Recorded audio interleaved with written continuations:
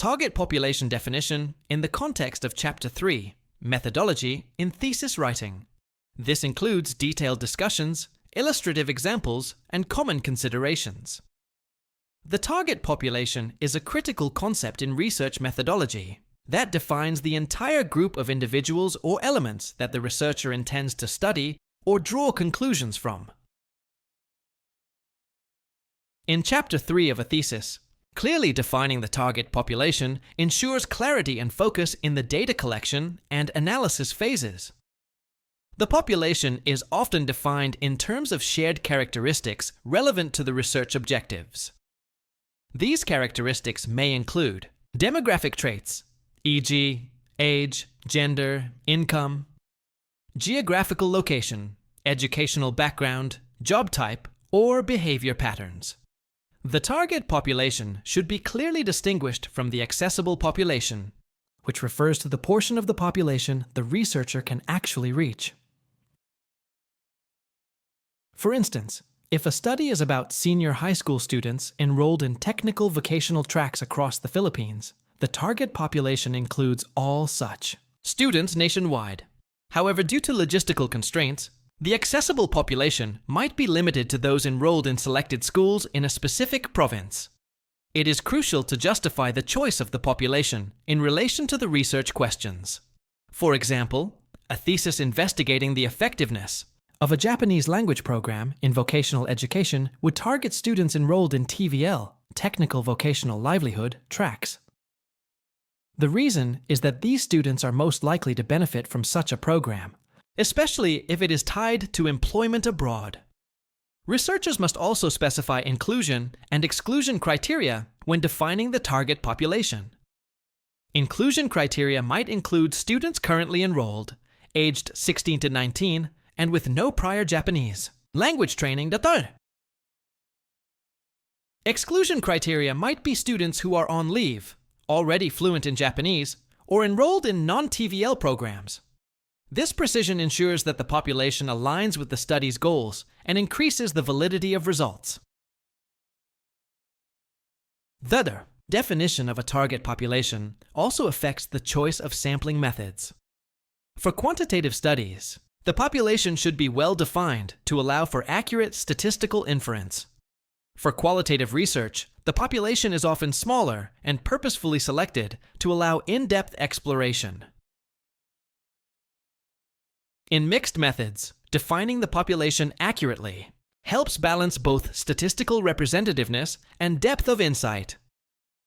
Consider a thesis exploring the leadership styles of school administrators in public high schools. The target population could be all principals and assistant principals in public secondary schools within a region. If the study seeks to compare urban and rural practices, then the population must reflect schools from both settings. For example, the researcher may define the population as all principals and assistant principals currently serving in public secondary schools in Region Ewing 9th, including both urban and rural areas. This type of definition ensures that all elements relevant to the study's comparative objectives are included. Another example, a study on mobile learning among college students may target all undergraduate students taking online classes in Thamonauman, private universities in Metro Manila. The rationale here might be that private universities in the region are known for higher technology adoption. The definition of the target population must be based on existing literature and gaps the researcher aims to address. Sometimes, a review of past studies reveals populations that were underrepresented. For example, research might show that most studies on student motivation focused on STEM students, neglecting those in arts and humanities. Hence, a new study may target students enrolled in fine arts, literature, or social science programs. Clearly defining the population also enables replication of the study by future researchers. Vague definitions reduce the study's replicability and can lead to misinterpretation. Moreover, population definitions should include temporal boundaries. For instance, all grade 12 students enrolled in the TVL track at XYZ National High School during the school year 2024-2025 This tells the reader not only who is being studied, but also when. Such definitions are particularly important in longitudinal studies. In a longitudinal study on career choices, the population might be defined as all graduating TVL students from 2023 to 2025 in Region Oostende. Another essential aspect is the unit of analysis, which must be aligned with the population definition. If the research analyzes individual student behavior, then the unit is the student. If the focus is on schools or classes, then those become the units of analysis. The population should not be so broad that it becomes unmanageable, or so narrow that it lacks generalizability. Balance must be maintained between relevance and feasibility. In some cases, the target population may be stratified. For instance, stratification might occur by gender, year level, or socioeconomic status to ensure representation. Let's say a study aims to examine the relationship between part-time work and academic performance. The population might be all college students aged 18 to 25 enrolled in the business administration program and working at least 10 hours per week. This specificity helps isolate variables and improve the study's internal validity. In action research, the target population is often limited to the researcher's immediate context, such as their own class or department. For example, a teacher studying the impact of peer mentoring may focus on one section of grade 11 TVL students under their instruction. While this limits external validity, it enhances contextual relevance and depth. In ethnographic studies, the target population might include members of a particular cultural or occupational group. For example, a researcher studying welding apprenticeships may target trainees in a specific TESDA-accredited training center. In grounded theory research, the target population may be broadly defined at first and refined as data collection progresses. This allows for emergent themes to guide further sampling within the population. In phenomenological research, the population includes those who have experienced a particular phenomenon. For example, all female senior high school students who experienced switching from face-to-face to online classes due to the pandemic. Population definitions must also consider ethical accessibility. Vulnerable populations such as minors, people with disabilities, or those with mental health issues require additional protections. Consent procedures must be adapted accordingly, such as seeking parental or guardian consent. Cultural sensitivity must also be accounted for when defining the population. A study involving Indigenous students, for example, must use inclusive and respectful terminology. In terms of language, population definitions must ensure respondents can comprehend the instruments used. Hence, if a survey is in English, the population should be proficient enough to understand and respond accurately. Multilingual contexts may require translating instruments or choosing populations proficient in a common language.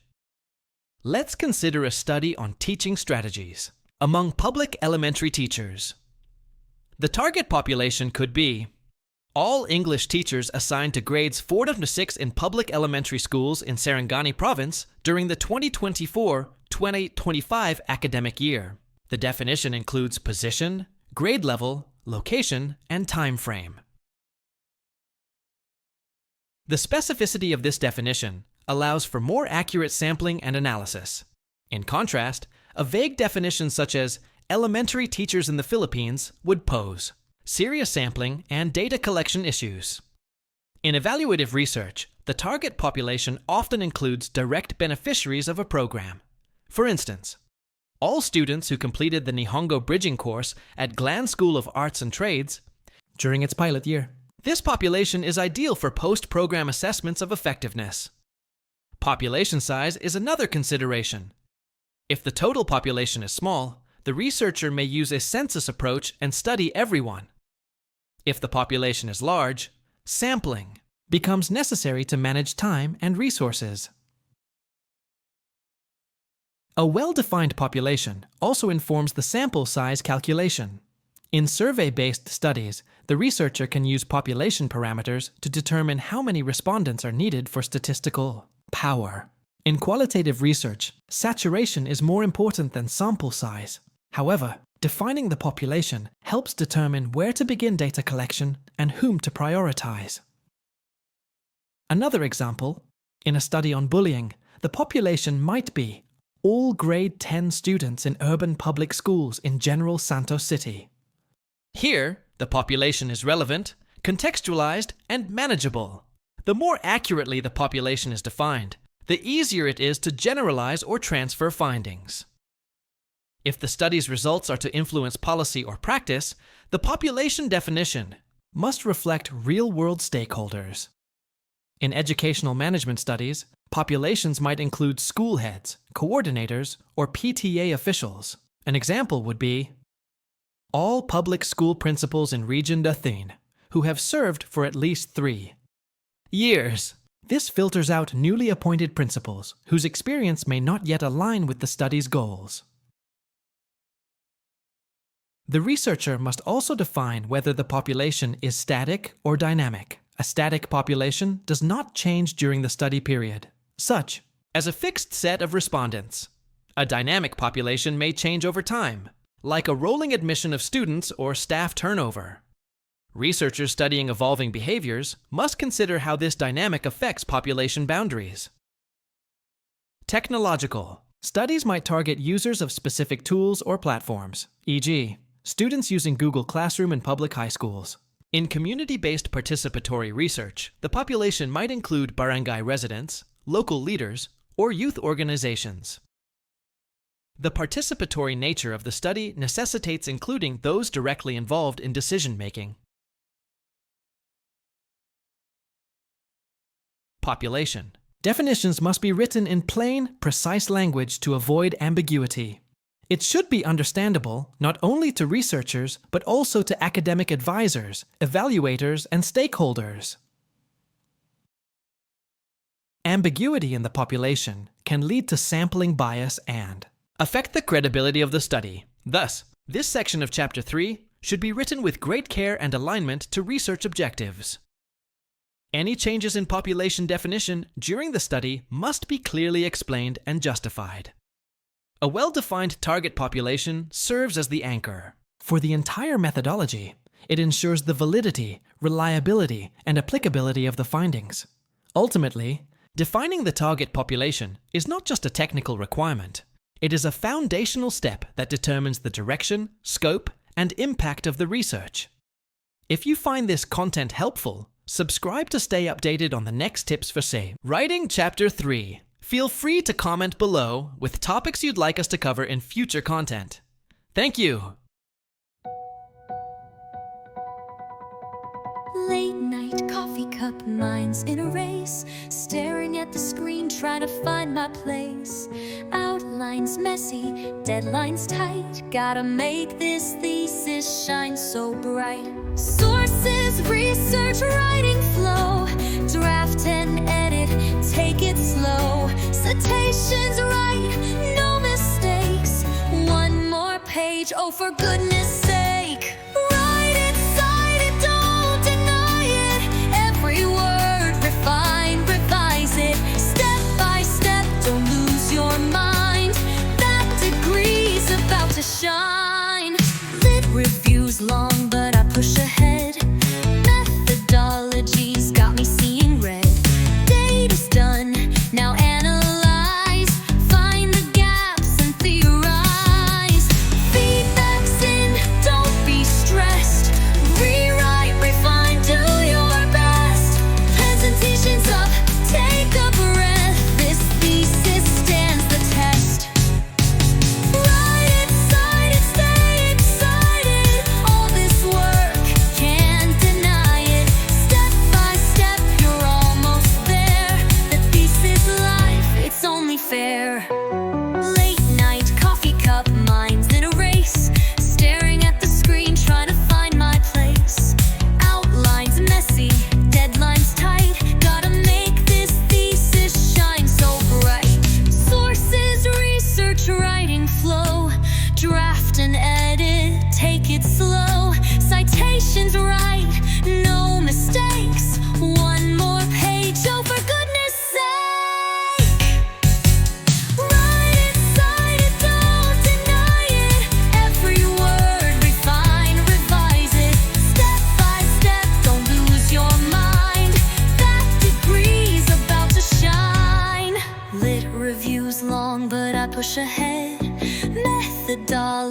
it's got me seeing red.